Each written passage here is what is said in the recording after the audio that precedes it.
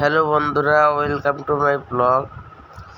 আজকে রমজানের শেষ রোজা।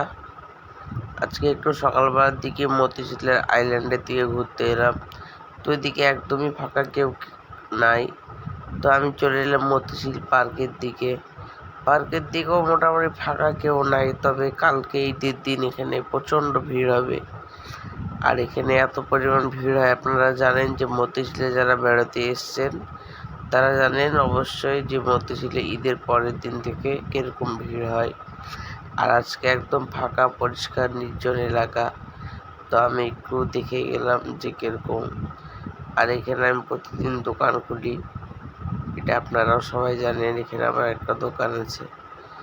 এই দেখেন আমি গেট অবধি চলে এলাম, আর পুরো একদম ফাঁকা। তো আজকে চাঁদ রাত্রির, এ দেখেন চাঁদ দেখার জন্য সব ছেলেপেলেরা মসজিদের উপরে দাঁড়িয়ে আছে।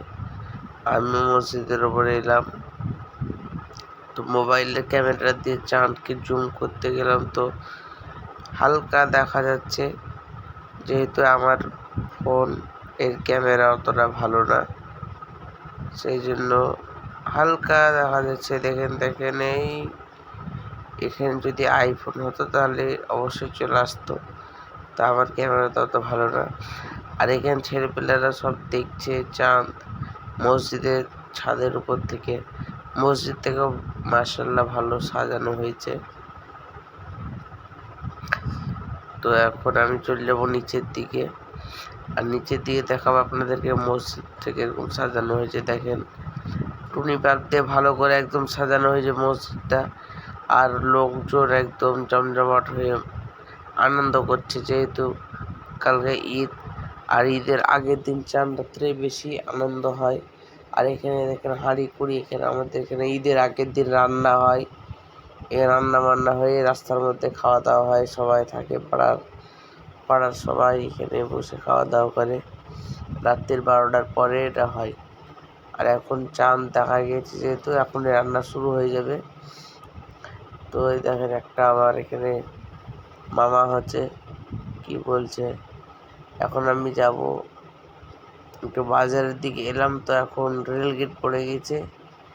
এই দেখেন এখন রেল গেট পড়ে গেছে, ট্রেন আসবে। ট্রেন আসার কাছাকাছি, ট্রেন আসছে। হ্যাঁ, ট্রেন আসছে। দেখেন ট্রেন চলে এলো। এই ট্রেনটা চলে যাওয়ার পরে এখন আমরা চলে যাব একটু বাজার টাজার ঘুরবো। ট্রেনটা লালগোলার দিকে যাচ্ছে যেহেতু এখন। আর আমাদের এলাকা পৌরসভা থেকে গেট করে দিয়েছে।